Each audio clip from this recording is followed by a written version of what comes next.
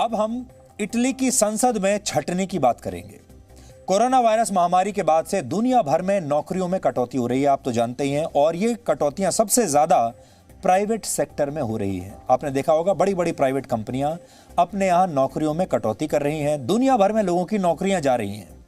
Italy में यह बहस शुरू हो गई कि जब आम लोगों की नौकरियां जा रही हैं तो फिर राजनेताओं की नौकरियां क्यों नहीं जा रही। इटली में इसके बाद एक जनमत संग्रह करवाया गया जिसमें वहां की जनता ने यह बताया कि देश चलाने के लिए हमें इतने सांसदों की जरूरत नहीं है, इतने एमपीज की जरूरत नहीं है। यानी इटली की जनता यह कह रही है कि जब आम लोगों की नौकरियां जा रही हैं तो वहां के सांसदों की नौकरियां क्यों नहीं जा रही, नेताओं की नौकरियां क्यों नहीं जा रही, वहां की जो संसद है वो अपने यहां सांसदों की कटौती क्यों नहीं कर रही। 20 और 21 सितंबर को इटली में सरकार ने यह जनमत संग्रह करवाया था। लोगों से पूछा गया कि क्या वो संसद के सदस्यों की संख्या में 35% से ज्यादा कटौती चाहते हैं या नहीं। और इटली के करीब 63% लोगों ने जवाब दिया हां, वो कटौती चाहते हैं। यानी इटली के 2/3 से ज्यादा लोग चाहते हैं कि उनके सांसदों की छटनी हो जाए।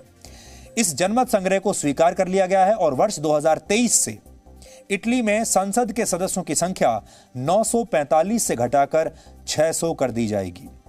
अब आप सोचिए, इटली की जनसंख्या 6 करोड़ है और सिर्फ 6 करोड़ के देश में 945 सांसद हैं अभी, लेकिन अब इन्हें 600 कर दिया जाएगा। यह दावा किया जा रहा है कि इससे इटली के संसद के काम में सुधार होगा और पैसा भी बचेगा। एक अनुमान के अनुसार इटली में संसद के आकार में कटौती से अगले 10 वर्षों में 100 करोड़ यूरो की बचत होगी, यानी 86 अरब रुपए बचेंगे। आपको इटली की संसदीय व्यवस्था की भी थोड़ी सी जानकारी आज हम देना चाहेंगे। भारत की तरह इटली में भी संसद के 2 सदन होते हैं। जैसे हमारे यहाँ लोकसभा और राज्यसभा है, ऐसे ही इटली के निचले सदन को चेंबर ऑफ डेप्यूटीज या प्रतिनिधि सभा कहा जाता है। और इस प्रतिनिधि सभा में 630 सांसद होते हैं और इनका चुनाव भारत के लोकसभा चुनाव जैसा होता है। इटली की संसद के दूसरे सदन को सेनेट कहा जाता है और इटली की सेनेट में 315 सदस्य होते हैं। सेनेट का सदस्य बनने के लिए 40 वर्ष या उससे ज्यादा की उम्र जरूरी होती है और सेनेट के चुनाव में वोट देने के लिए मतदाता की उम्र 25 वर्ष से ज्यादा होनी चाहिए।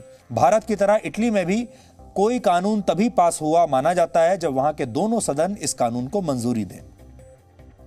सोचिए, जब 6 करोड़ की जनसंख्या वाला देश इटली अपने खर्च की कटौती के लिए इतना बड़ा फैसला ले सकता है, तो क्या देश हित में भारत जैसे देशों को भी इसके बारे में विचार नहीं करना चाहिए?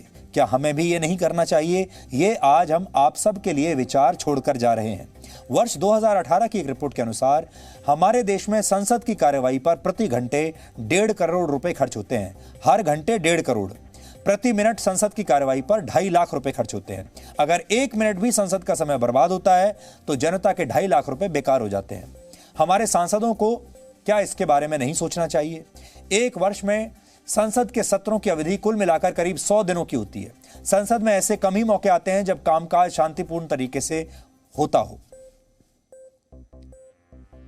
हम आपको कुछ दिन पहले राज्यसभा में किसानों से जुड़े बिल पर हंगामे की आज तस्वीरें दिखाते हैं। राज्यसभा में जब किसानों से जुड़े बिल पर चर्चा हो रही थी तो कुछ सांसदों ने सदन का कीमती समय इसीलिए बर्बाद कर दिया क्योंकि वो बिल का विरोध कर रहे थे।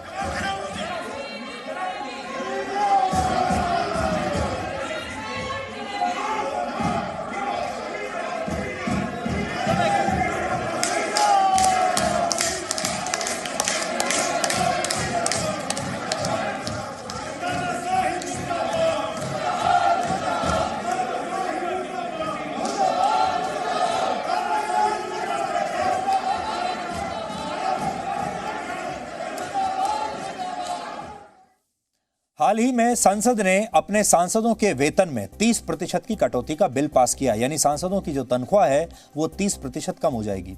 इससे पहले हर सांसद का मूल वेतन 1 लाख रुपए था। इसके अलावा एक सांसद को 45,000 रुपए निर्वाचन क्षेत्र का भत्ता मिलता है।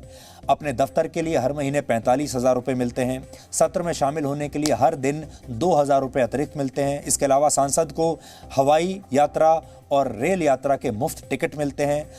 बड़े बड़े बंगले या बड़े बड़े फ्लैट्स मिलते हैं, सरकारी मकान मिलते हैं जिसमें पानी बिजली मुफ्त होता है और फ़ोन के लिए भी अलग से भत्ता मिलता है। इसके अलावा हमारे सांसदों को पेंशन भी मिलती है। हम ये फैसला आज आप पर छोड़ते हैं कि क्या भारत को भी इटली की तरह अपने संसद के खर्च में कटौती के लिए संसद का आकार छोटा करना चाहिए या नहीं करना चाहिए, या आकार उतना ही रखना चाहिए लेकिन सांसदों को मिलने वाले जो पर्क्स हैं, जो पैसा है, जो सुविधाएं हैं, उन्हें कम कर देना चाहिए। हम ये मानते हैं कि मुश्किल वक्त में बचाया गया एक एक रुपया भी किसी की जान बचाने में काम आ सकता है। अगर जनता से सब्सिडी छोड़ने की उम्मीद की जा सकती है तो क्या जनहित में सांसदों को भी मुफ्त में मिलने वाली सुविधाओं का त्याग नहीं कर देना चाहिए? ये एक बड़ा सवाल है जिसके बारे में आज देश को सोचना चाहिए। हम एक सांसद पर जितना पैसा खर्च करते हैं, एक सांसद को जितनी सुविधाएं देते हैं, उसकी वजह से हमारे देश में आज भी चाहे वो बिजनेसमैन हो, चाहे कोई आम लोग हों, चाहे नेता हों, हर व्यक्ति आज सांसद बनना चाहता है। सांसद क्यों बनना चाहता है? क्योंकि सांसद बनने के लिए आपको बहुत अच्छी सुविधाएं, बनने के बाद पर्क्स मिलते हैं। आपको बड़ा सा मकान मिलता है, आपको गाड़ी के लिए पेट्रोल मिलता है, हवाई जहाज में सफर करने के लिए मुफ्त टिकट मिलती है, रेल की ना सिर्फ आपको बल्कि आपका एक अटेंडेंट भी आपके साथ मुफ्त हवाई जहाज में या रेल में जा सकता है, और तमाम तरह की सुविधाएं मिलती हैं, जिसकी वजह से सब लोग सांसद बनने के लिए हमेशा उतावले रहते हैं। आपने देखा होगा हमारे देश की राजनीति में लोकसभा चुनाव के लिए टिकट मिलने के लिए कितनी होड़ लगी रहती है। हर आदमी कुछ भी करके टिकट लेना चाहता है। क्यों? आखिर सांसद का ये जो पद है, इसमें ऐसा क्या है कि लोग करोड़ों रुपया खर्च करके, अपनी जेब से करोड़ों रुपया खर्च करके सांसद बनना चाहते हैं? देश की सेवा करने का ऐसा क्या जज्बा है उनके अंदर? इसी तरह राज्यसभा में अगर आप देखें, हमारे देश में सब लोग यही इच्छा रखते हैं अपने मन में, जितने भी हमारे देश के बड़े इन्फ्लुएंशियल लोग हैं, कि उन्हें राज्यसभा का सांसद बना दिया जाए, और इसके लिए वो कुछ भी करने के लिए तैयार रहते हैं।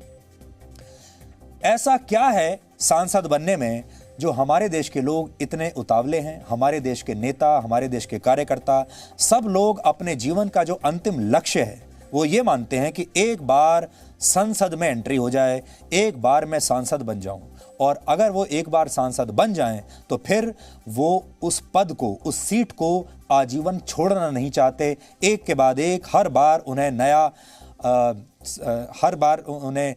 नया टिकट चाहिए। हर बार वो चाहते हैं कि एक बार और से उनकी मेंबरशिप उन्हें फिर से मिलती चली जाए, और वो चाहते हैं कि अब सालों साल, वर्षों तक वो सांसद बने रहें। इसकी बड़ी वजह यह है कि सांसदों को सुविधाएं बहुत मिलती हैं, सांसदों के पास ताकत बहुत है, दूसरे लोगों को ऑब्लाइज करने की ताकत बहुत है। हमारे देश, अब समय आ गया है जब हम इसके बारे में सोचें और ये तय करें कि सांसद जो हैं, अगर आपको बनना है और आपको अपने देश की सेवा करनी है तो अपने खर्चे पर कीजिए, अपने खर्चे पर दिल्ली में मकान लेकर रहिए, अपने खर्चे पर संसद पहुंचिए, अपने खर्चे पर दफ्तर चलाइए जैसे बाकी कोई भी लोग चलाते हैं, और तब आप अपने देश की सेवा कीजिए। तब तो ये देश की सेवा मानी जाएगी, नहीं तो यही माना जाएगा कि आप सिर्फ सुविधाओं के आकर्षण में, पैसे और ताकत के आकर्षण में सांसद बनना चाहते हैं।